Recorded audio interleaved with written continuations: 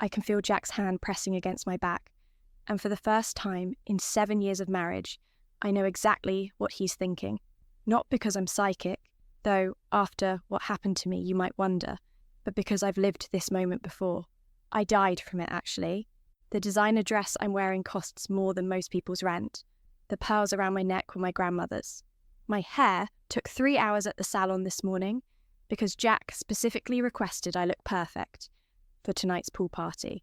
And in exactly 30 seconds, all of it is going to be ruined when my loving husband shoves me into the deep end to impress his mistress. But here's the thing about dying and coming back. You remember everything. Every cruel laugh, every whispered comment, every single person who watched your humiliation like it was their evening entertainment. And most importantly, you remember who really deserves to drown.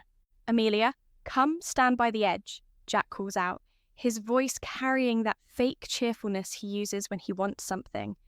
The sunset looks amazing from here. I turn to look at him, really look at him, and I wonder how I ever thought those blue eyes held love instead of calculation. He's wearing the watch I bought him for our anniversary, the one he'll pawn next month to buy Rachel, that tennis bracelet she's been hinting about. His smile is perfect, practiced, the same one he used when he told me he was working late. All those nights he was actually in hotel rooms with her. Sure, honey, I say, and I can hear the sweetness in my own voice. It's amazing how easy it is to play the part when you know you're acting. This view is incredible. The party spreads out behind us like a magazine spread. Marble patio, infinity pool reflecting the Los Angeles skyline, women in designer dresses that cost more than cars, men discussing stock options and real estate deals. These people aren't my friends. They're Jack's connections, his networking opportunities wrapped in Chanel and small talk. Rachel is standing by the bar, and even from here I can see the anticipation in her perfectly sculpted face. She's wearing red tonight. Bold choice for a woman planning to watch another woman's humiliation.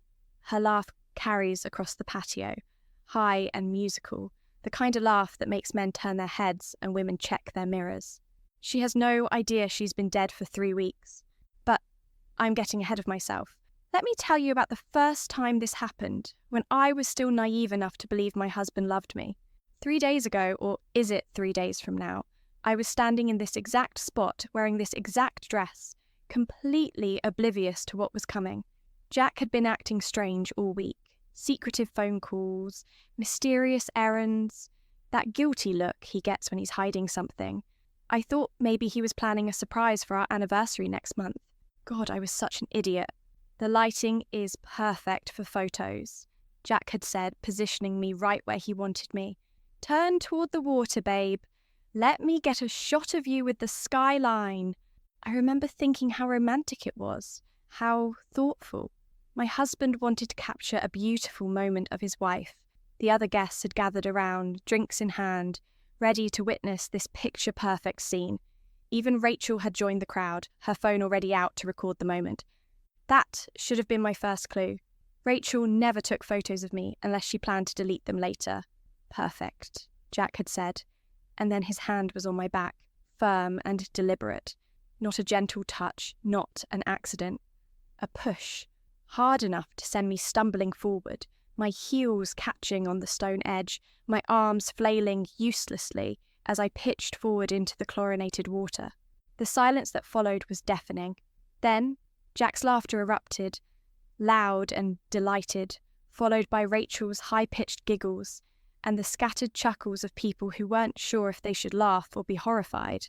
I surfaced, sputtering and humiliated, my carefully styled hair plastered to my skull, makeup running down my cheeks in black streaks. The dress, the beautiful, expensive dress, clung to me like a second skin, transparent in all the wrong places. It's just a joke, baby, Jack had said, but his eyes weren't on me. They were on Rachel, drinking in her delighted expression like wine. Don't be so dramatic. Dramatic. That word still burns in my chest like acid. But tonight, this time, I know what's coming. I know about the offshore accounts Jack has been hiding. I know about the life insurance policy he took out on me 6 months ago. I know about the champagne dinner he and Rachel had the night after my funeral, toasting their new life together. Most importantly, I know what happens at 9:47 p.m, exactly 47 minutes from now. "Ready for your close-up?" Jack asks, and there's something in his voice that makes my skin crawl. Not affection, not playfulness. Something cold and calculating that I was too blind to hear before. I position myself exactly where he wants me, playing the perfect, trusting wife one last time. The guests are watching now, sensing something is about to happen. Phones are coming out, including Rachel's, ready to capture my humiliation for posterity. "You know," I say conversationally, loud enough for everyone to hear, "I had the strangest dream last night. I dreamed I died at a pool party. Heart attack, they said. Stress-induced." I turn to smile at Jack, and I can see confusion flickering in his eyes. 29 years old and dead because my husband thought public humiliation was hilarious. The chatter around us dies down. People are starting to pay attention, sensing drama in the air like sharks smelling blood. But here's the really weird part, I continue, my voice getting stronger, carrying across the patio. In my dream, I found out some very interesting things, like how my loving husband has been moving money to offshore accounts, how he took out $1 million life insurance policy on me without telling me, how he's been sleeping with our neighbour while I planned anniversary dinners. Jack's face is changing now, the fake smile slipping into something uglier. "Amelia, what are you?" "Oh, but that's not even the best part," I interrupt, turning to face the crowd. "The best part is what I learned about some of the people here tonight. Like how Rachel over there," I point to where she's standing, her face pale now, phone forgotten in her hand, "has been dead for 3 weeks. Car accident on Mulholland Drive. Very tragic." The silence is complete now. Even the sounds of the city seem muted, as if the universe is holding its breath. Rachel's mouth opens and closes like a fish, no sound coming out. Her perfect red dress suddenly looks different in the twilight, darker, wet at the edges even though she hasn't been near the water. "So, tell me, Jack," I say, stepping closer to the pool's edge, my voice dropping to a whisper that somehow carries to every corner of the patio.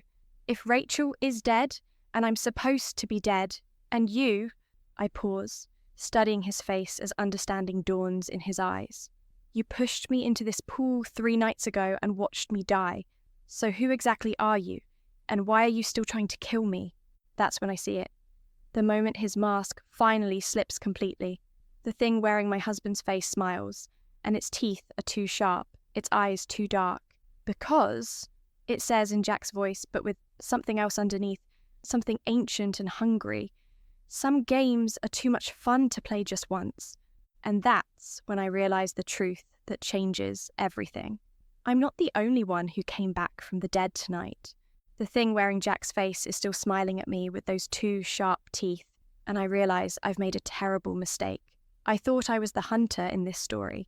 Turns out, I might just be another piece on someone else's chessboard. The party guests haven't moved. They're standing frozen like mannequins, their champagne glasses halfway to their lips, their conversation suspended mid-sentence. Even the wind has stopped. The only sound is the gentle lapping of pool water against the marble edge and something else, a low humming that seems to come from everywhere and nowhere at once.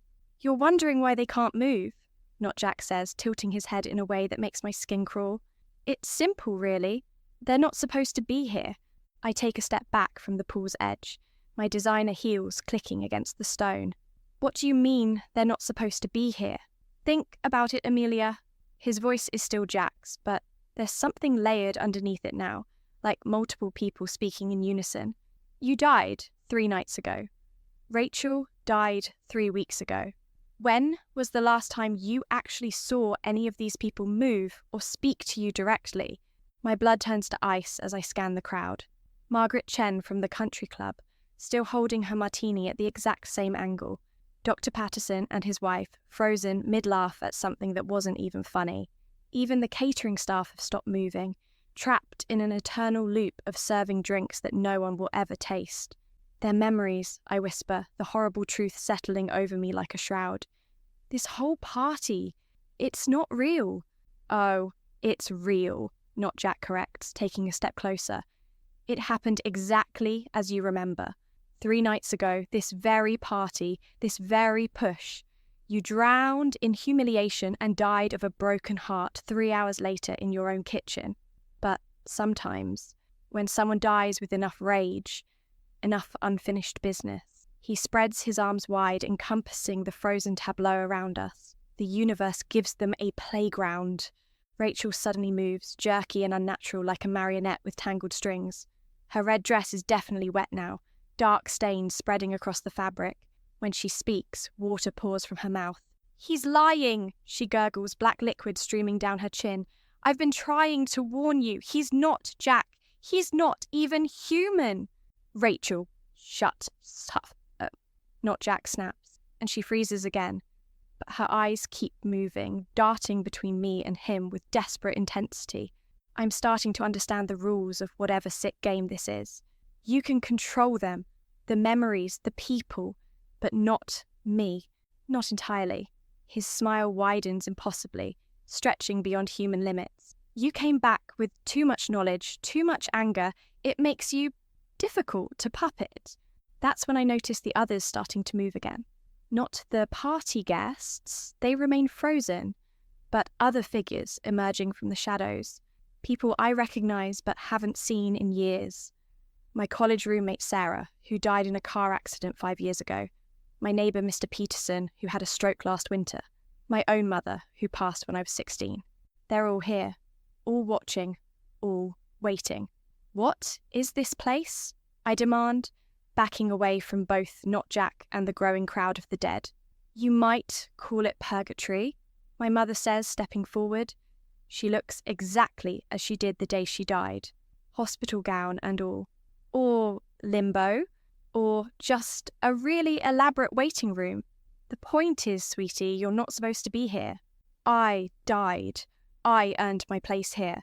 No, Sarah shakes her head sadly. You were murdered. There's a difference. The word hits me like a physical blow. Murdered? Not Jack laughs, the sound echoing off the frozen party guests like a broken record. Did you really think it was coincidence? The timing of your heart attack? The stress that killed you? Images flash through my mind. Memories I'd suppressed or explained away. The new vitamins Jack insisted I take for my health. The way he'd check my pulse obsessively, claiming to be worried about my stress levels. The life insurance policy he'd pushed me to sign, saying it was just in case. The supplements I breathe. You were poisoning me. Digitalis, he confirms cheerfully. Tiny doses over months. Completely undetectable unless someone knows to test for it. Causes cardiac arrest in stressed individuals. Very neat. Very clean. But you're not Jack. I'm putting the pieces together now, seeing the bigger picture. Jack's dead too, isn't he? Oh, Jack Whitmore is very much alive. Not Jack sneers. He's at home right now, probably wondering where his wife disappeared to. You see, I needed his face, his mannerisms, his memories to play this little game with you. Then what are you... Mr. Peterson steps forward, his walking cane tapping against the stone. He's what happens when someone dies with too much evil in their heart. A collector of sorts. I prefer entrepreneur, Not Jack corrects. I collect souls that die with unfinished business. The angrier they are, the more powerful they become. And you, my dear Amelia, died with enough rage to power a small city. That's why he brought you here, my mother adds softly, to feed on your anger, your need for revenge. Every moment you spend plotting against Jack, every cruel thought you have about the people who watched you suffer, he gets stronger. I look around at the frozen party guests, seeing them differently now. They're not just memories, they're fuel. My humiliation replayed over and over, generating the negative energy this thing feeds on. So, what happens if I refuse to play? I ask. You can't, Not Jack grins. You're already playing. Every time you relive that moment of being pushed, every time you imagine your revenge, you're feeding me. And the best part, time works differently here. I can keep you in this loop forever. experiencing your death over and over, each time more humiliating than the last. That's when Rachel breaks free again, stumbling toward me with that horrible black water still pouring from her mouth. "The pool," she gasps. "It's not water. Look at the pool." I turn and my heart stops. The crystal clear water I remember is gone. Instead, the pool is filled with something dark and viscous, like liquid shadow, and floating in it, bodies, dozens of them. All the people who've been trapped here before me, their faces frozen in eternal screams of rage and despair. "Welcome to my collection." Not Jack whispers in my ear, suddenly close enough that I can feel his breath, cold as winter morning against my neck. "You're going to fit right in." But as I stare into that pool of the damned, something strange happens. Instead of fear, instead of despair, I feel something I haven't felt since I died. Clarity. "You made one mistake," I tell him, turning to face those inhuman eyes. "Oh, and what's that?" I smile, and for the first time since this nightmare began, it's genuine. "You assumed I wanted revenge against Jack, but Jack didn't kill me, you did. You've been wearing his face, living in his house, probably planning to take over his entire life once you were done playing with me." His confident expression wavers slightly. "And here's the thing about dying with unfinished business," I continue, taking a step toward him instead of away. "It doesn't just make you angry. It makes you learn. It makes you remember things you never knew you knew." The frozen party guests are starting to flicker now, their forms becoming translucent. Even the marble patio beneath our feet is beginning to fade. Like, how to break a prison that's built on lies. That's when the screaming starts. Not from me, not from the dead floating in the pool, but from him. Because I've just figured out the one rule he didn't tell me about this place. The screaming coming from not Jack's throat is the most beautiful sound I've ever heard. It's the sound of a predator realizing it's become prey. The rule I've discovered is elegantly simple. This creature can only hold power over souls who believe they belong here. The moment you stop accepting the prison, the bars start to dissolve. "You can't!" he shrieks, his perfect Jack face beginning to melt like wax in the sun. "You died. You're mine." "No," I say calmly, watching as the frozen party guests start to fade away like morning mist. "I was murdered. There's a difference, and that difference means I never belonged in your collection." The marble patio beneath our feet cracks and splinters. The infinity pool with its cargo of trapped souls begins to drain, the dark liquid swirling down some impossible drain. But instead of disappearing, the bodies float upward, rising like bubbles toward a sky that's no longer there. My mother steps beside me, and for the first time since she appeared, she looks proud. "That's my girl. Always was too stubborn for her own good." "But how did you know?" Sarah asks, her own form becoming more solid as the creature's hold weakens. I keep my eyes fixed on the thing that's been wearing my husband's face as it writhes and transforms. "Because he made a mistake. He told me Jack is still alive, at home, probably wondering where his wife went. But if Jack is alive and I'm dead, then my murder is still an active crime scene. Unfinished business doesn't keep you trapped. It keeps you tethered to the living world." The creature's true form is emerging now. Something ancient and hungry, all shadows and teeth and eyes that burn like dying stars. "You think you're so clever," it hisses. "But even if you escape, what then? You're still dead, Amelia. Still a ghost haunting a world that's moved on without you." "Maybe," I admit, "but at least I'll be a ghost with a purpose." That's when Rachel staggers over to us, no longer spilling black water, but glowing with an inner light I haven't seen before. "He's right about one thing," she says, and her voice is clear now, human. "You are still dead, but Amelia, so am I. And I never got to tell you the truth." I turn to face her, seeing her clearly for the first time. Not the perfect, surgically enhanced woman who stole my husband, but someone younger, more fragile, scared. "What truth?" "I wasn't having an affair with Jack," she whispers. "I was trying to warn you about him. The late-night meetings you thought were romantic rendezvous? I was showing him evidence of what your husband was doing to you. The new cologne he was wearing. That was me, trying to get close enough to slip antidotes into his drinks, hoping to counteract whatever he was poisoning you with. The world, what's left of it, goes completely silent except for the creature's increasingly desperate howls. I was a medical researcher before I moved to your neighbourhood, Rachel continues, specialised in cardiac toxicology. When I saw your symptoms, the way you were deteriorating, I knew someone was slowly killing you. But every time I tried to get close enough to help, Jack would intercept me, make it look like we were having an affair. My legs go weak. But the champagne dinner, after my funeral, I was trying to get him to confess. I had a wire, Amelia. The FBI was listening to everything. We almost had him. Tears are streaming down her face now. But 3 weeks ago, on my way to deliver the final evidence that would have saved you, Mulholland Drive claimed another victim. Except it wasn't an accident. The creature stopped screaming abruptly, and when it speaks, its voice is different again. Smoother, more familiar. She's lying, it says, and I know that voice. I know it because I've been married to it for 7 years. Hello, darling, Jack says, wearing his true face for the first time tonight. Did you really think I was going to let some nosy neighbour ruin everything I'd worked so hard to build? You're supposed to be alive, I stammer, at home, wondering where I am. Jack laughs, and it's the same laugh I fell in love with a decade ago. I am alive, sweetheart. Very much so. But see, the thing about certain types of murder is that they leave impressions, psychic residue.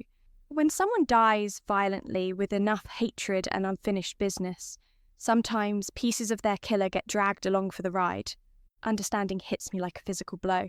You're not the creature, you're Jack, the real Jack, and you've been trapped here just like the rest of us. Not trapped, he corrects, his smile turning predatory. Evolved. Do you know what it's like, being dead but not quite?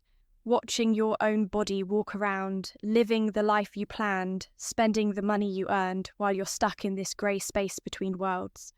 I learned to adapt, to feed, to grow stronger. The creature was me all along. I am the thing that collects souls, Amelia. I've been building this place for months, gathering power, waiting for the perfect moment to return to the living world in a form that could never be killed again. The pool is completely empty now, but instead of solid ground, there's just a gaping void that seems to pull at the edges of reality. The dead who were floating there are gone, escaped or consumed, I can't tell which. And you, Jack continues, were supposed to be my masterpiece, a soul so full of rage and betrayal that consuming you would give me enough power to tear through the veil between worlds permanently. But she figured it out, Rachel says, moving to stand beside me. She broke your rules. It doesn't matter. Jack's form is shifting again, becoming something larger, more terrible, because I never needed her permission to feed. I just needed her here, in my domain, generating the emotional energy I crave. And she's been doing that beautifully for the past hour. That's when I realised the horrible truth. Every moment of rage I felt, every thought of revenge, every second of hatred toward the people who humiliated me, it's all been fuel for him. Even now, as I stand here defying him, I'm feeding him power through my anger. You see it now, don't you? He whispers, and his voice seems to come from everywhere at once. You can't escape by refusing to play. You can't win by solving puzzles or breaking rules, because the game was never about trapping you here. It was about making you exactly angry enough to give me what I need. The void where the pool used to be is growing, pulling at everything around us. My mother, Sarah, Mr. Peterson, even Rachel are all being drawn toward its hungry darkness. And the beautiful irony, Jack continues as reality crumbles around us, is that in about 30 seconds, when I've absorbed enough of your rage to complete my transformation, I'm going to return to the living world, in your body. No one will question the grieving widow who mysteriously survived her own death. No one will suspect the woman who inherits everything and disappears to start a new life somewhere far away. "He's right," my mother calls out, fighting against the pull of the void. "Amelia, you have to let go of the anger. It's the only way to starve him out." But as I stand there, watching my husband's true nature reveal itself in all its monstrous glory, I realize something that makes me smile. "You made another mistake, Jack," I tell him. "What now?" "You assumed I was angry about the humiliation, about the betrayal, about dying." I take a step toward him, and for the first time he takes a step back. "But you know what actually makes me furious?" The void stops growing. The pulling sensation ceases. The fact that you killed an innocent woman who was trying to save me. The fact that you're planning to steal my body to commit more murders. The fact that you think death gives you the right to play God with other people's souls. And that's when I let the real rage loose. Not the petty anger of a humiliated wife, but the righteous fury of someone who's seen true evil and decided to do something about it. The righteous fury I unleash isn't the petty rage of a scorned wife. It's the blazing wrath of divine justice, and Jack's monstrous form actually staggers backward under its force. What are you doing?" he snarls, his carefully constructed nightmare realm beginning to crack like glass around us. "Something you never expected," I reply, feeling power surge through me unlike anything I've ever experienced. "I'm not trying to escape your game, Jack. I'm changing the rules entirely." The void where the pool used to be suddenly reverses its pull, shooting upward like a geyser of pure light. But instead of destroying everything, it's restoring it, bringing back the real memories, the true events, stripping away Jack's lies layer by layer. "Impossible," he whispers, but I can see fear creeping into those inhuman eyes for the first time. "You see, I figured out your biggest mistake," I continue, walking towards him as he retreats. "You told me this place was built on unfinished business. But Jack, my business isn't unfinished. Yours is." The light from the void is spreading now, revealing the truth beneath his carefully crafted illusion. The pool party isn't a memory. It's happening right now, in the real world. The real Jack is standing by the real pool, about to push the real me into the water, while the real Rachel, alive, not dead, stands nearby with her phone recording everything for the FBI. "You never made it back to the living world," I realize aloud. "You've been stuck here since the moment you died, playing with echoes and shadows, convincing yourself you had power over anything that mattered." Jack's form is dissolving, becoming transparent. No, I killed you. I killed her. I earned my power." "You killed nobody," Rachel says, stepping forward with confidence I've never seen in her before. "Because Amelia and we figured out your plan weeks ago." The scene around us shifts, reality reasserting itself like puzzle pieces clicking into place. We're still at the pool party, but now I can see it clearly. The real Jack standing behind me, his hand raised to push, while FBI agents disguised as catering staff position themselves around the patio. "The supplements you've been giving me," I call out to real Jack, loud enough for everyone to hear. "We switched them out with placebos 3 weeks ago. Every dose, every attempt to poison me, you've been giving me sugar pills." Real Jack's face goes white as he realizes he's been caught. His hand freezes midway to my back, and the heart attack that was supposed to kill me, I continue, turning to face him. "We faked it. Digitalis poisoning has very specific symptoms, and Rachel here is brilliant at medical theatre. The paramedics who pronounced me dead? FBI medics. The funeral you attended while planning your new life? You were mourning an empty casket. But you died," real Jack stammers, looking between me and dead Jack, who's still writhing in his dissolving prison of lies. "I felt you die. You saw what we wanted you to see," Rachel explains. "Every supernatural experience you've had, every visit to this nightmare realm, every conversation with dead me or any other spirit, it's been induced. Special hallucinogens in your coffee, your toothpaste, your shampoo. You've been living in a drug-induced psychosis for weeks, confessing to crimes while we recorded everything. The party guests are moving now, but not as frozen memories. As real people, real FBI agents, real witnesses to Jack's attempted murder. Even the pool is back to normal, crystal clear water reflecting the evening sky. The beauty of it, I say, watching realization dawn in Jack's eyes, is that in your hallucinations you confessed to everything.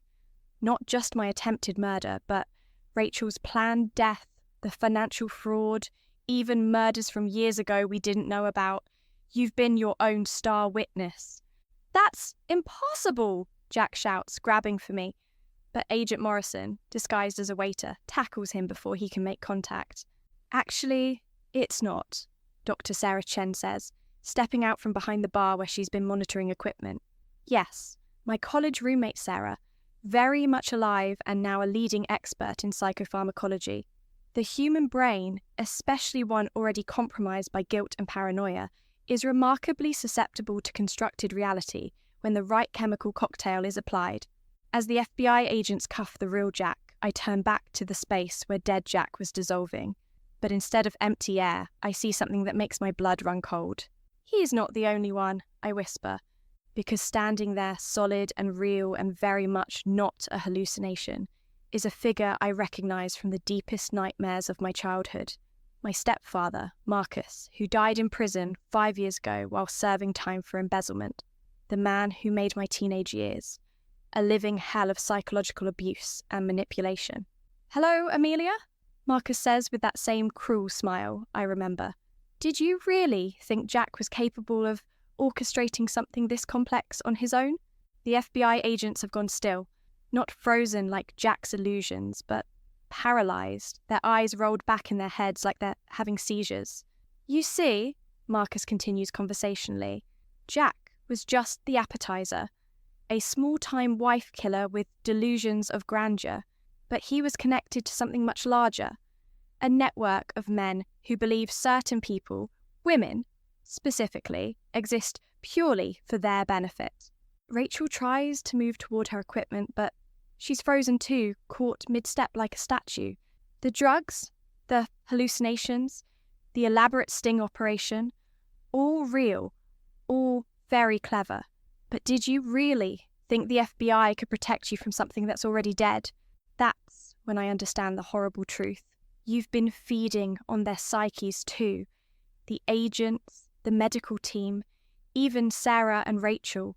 While they thought they were controlling Jack's hallucinations, you were controlling theirs. Exactly.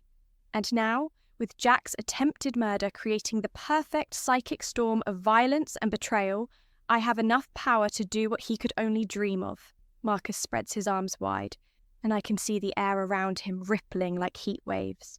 Return to the living world in a body that can never be traced back to Marcus Williams. My body, I breathe. Your body, your life, your clean identity and tragic backstory.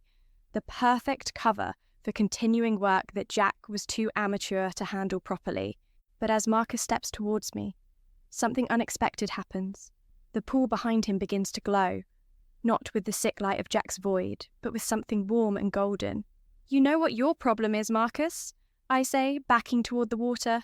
"You always underestimated me when I was alive, and death hasn't made me any weaker. What are you? I'm not the scared little girl you used to terrorize. I'm not the naive wife Jack tried to murder. I'm something else entirely now." I reach the pool's edge and turn to face him. I'm someone who's been playing a much longer game than either of you realized. The golden light spreads through the water, and I can see faces in it, not trapped souls, but willing allies. My real mother, who died protecting me from Marcus when I was 16, Detective Rodriguez, who investigated Marcus's crimes and died of a suspicious heart attack the week before his trial. Even Judge Morrison, who was about to sentence Marcus to life instead of the plea deal he received. You see, Marcus, there's something about violent death that you never understood. It doesn't just trap you between worlds. It connects you to everyone else who died fighting the same evil. The golden light rises from the pool like a waterspout, and suddenly the air is filled with them. Dozens of Marcus's victims, Jack's victims, victims of men like them stretching back decades. And we've all been waiting for someone with enough rage and enough justice to open the door between worlds, not to escape death, but to finish what we started in life. Marcus's confident expression crumbles as he realizes what's happening. You can't! The rules were written by predators, I interrupt. Time for new management. That's when I do something that changes everything. Instead of fighting the supernatural forces around us, instead of trying to escape or bargain or survive, I dive backward into the pool. But instead of water, I plunge into pure light, pure justice, pure righteous fury multiplied by every soul that ever died fighting monsters like Marcus and Jack. And when I surface, I'm not Amelia Whitmore anymore. I'm something new, something that the living world is going to need in the battles ahead. Because as I stand there, dripping golden light instead of water, watching FBI agents shake off their paralysis, and Marcus scream as dozens of his victims drag him into a justice he can never escape, I realize the truth that changes everything. This was never about revenge. This was about recruitment. Welcome to the real fight, I tell Agent Morrison as he stares at me in shock. Hope you're ready for a war the living world doesn't even know it's fighting. And somewhere in the distance, I can hear them, thousands of voices calling out from the spaces between life and death, all of them saying the same thing. We've been waiting for you. The game has only just begun.